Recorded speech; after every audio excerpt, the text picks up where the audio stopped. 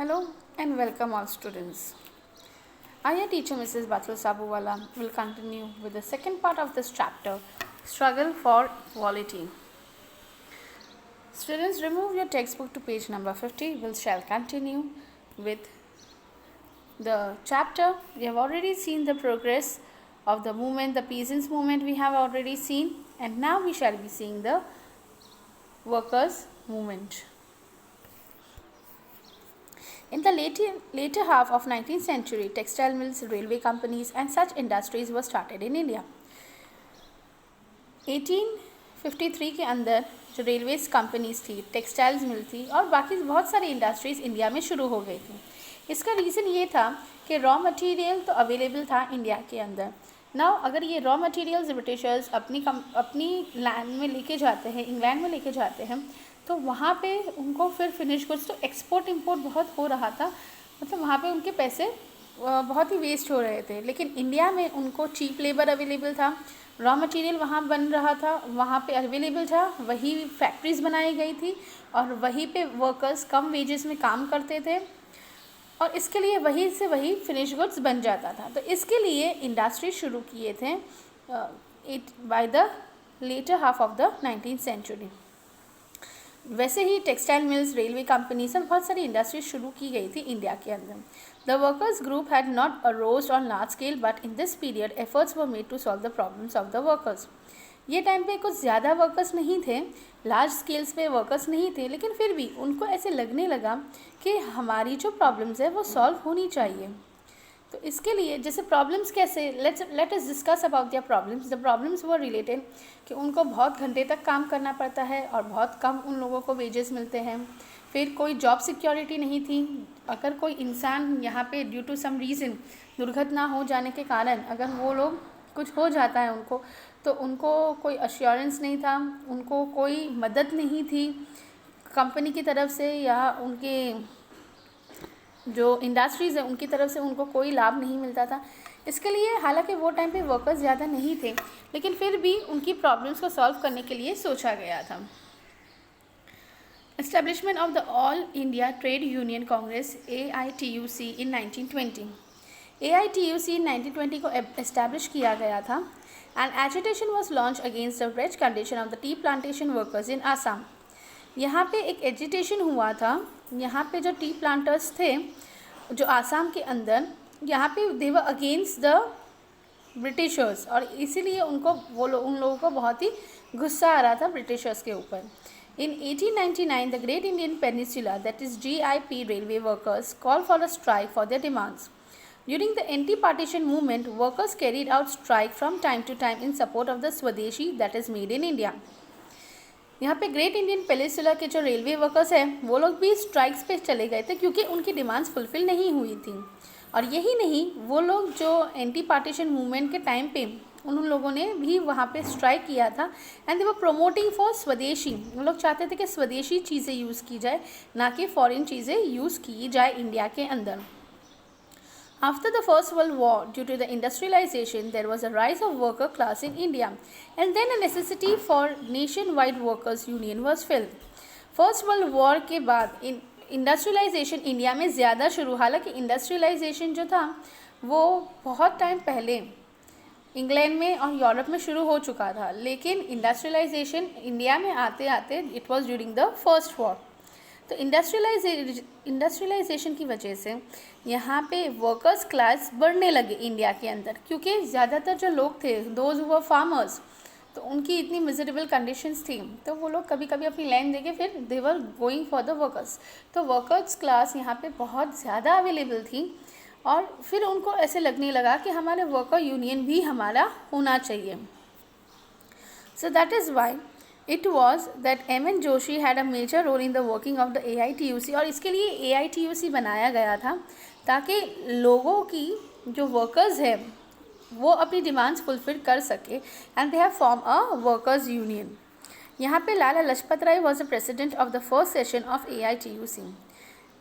Now Narayan Meghaji Lokhande, he has given a lot of contribution to the working class movement, and that is why he is being remembered as a father of Indian workers movement.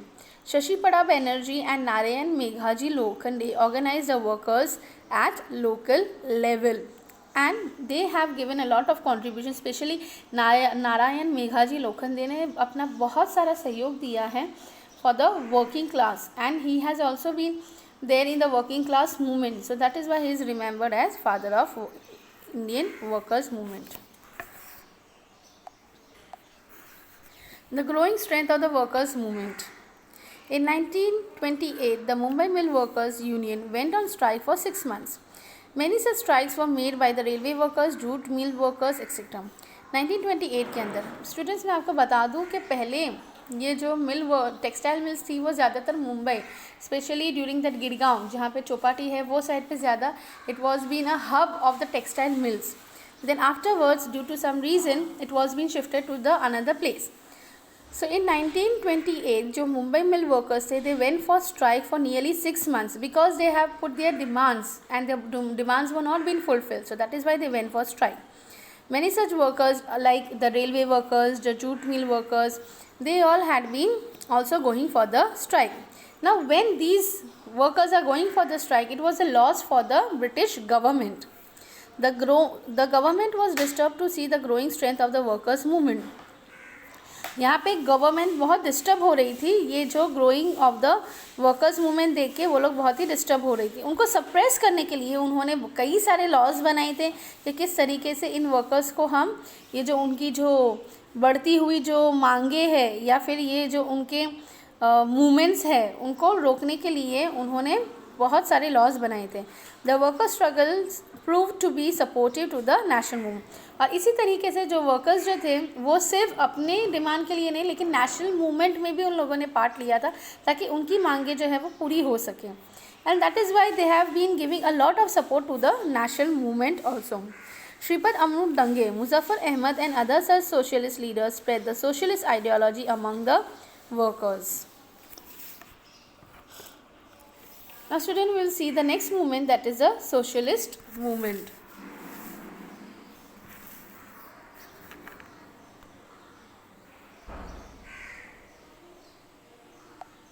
So students, come to your textbook page number 51. We shall do about the socialist movement.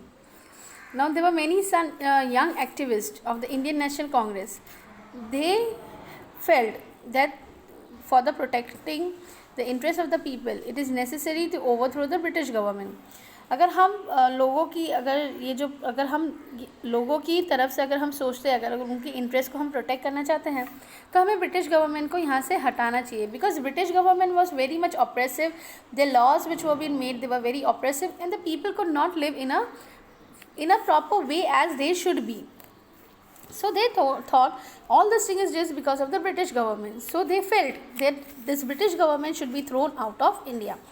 Similarly, they also started realizing that the society should be restructured on the principle of economic and social equality.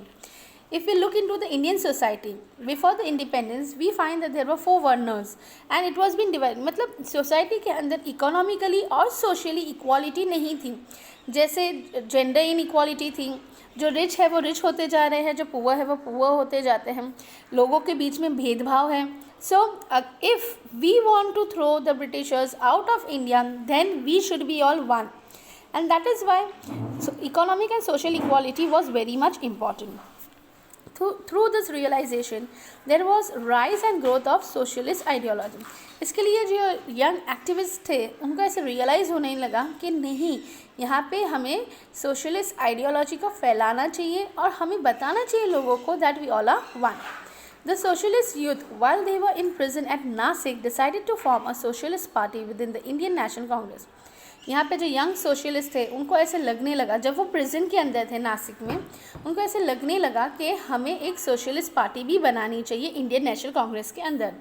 And according to this decision in 1934 the Congress socialist party was form which include leaders like Acharya Narendra Dev, Jayaprakash Narayan, Minoo Masani, doctor Ram Manohar Lohia, etcetera. In Quit India movement of 1942, this young socialists were in the forefront.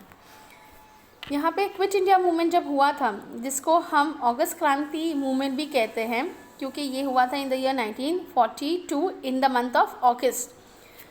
यहाँ पे ये जो young socialist थे उनको ये थी, और इसके लिए ये यंग सोशलिस्ट आगे आए in the quit India movement along with the other people. Indian got introduce to Karl Marx and his communism. Karl Marx जो सोशियोलॉजी के जो मतलब ये करते थे, कार्ल मार्क्स जो कम्युनलिज्म के ऊपर, कम्युनिज्म के ऊपर वो जो पढ़ाते थे, तो लोग उनसे बहुत ही प्रभावित हो गए. लोकमान्य तिलक है already written an article on Karl Marx in 1881. Lokmanya Tilak वो न्यूज़पेपर्स लिखते थे, वो अपने आर्टिकल्स लिखते थे मराठा केसरी के अंदर. तो यहाँ पे ऑलरेडी उन्होंने इन द ईयर 1881 के अंदर कार्ल मार्क्स के बारे में एक आर्टिकल लिखा हुआ था. After first world war the influence of communism was felt in India. Mahavendranath Roy play active role in the international communist movement.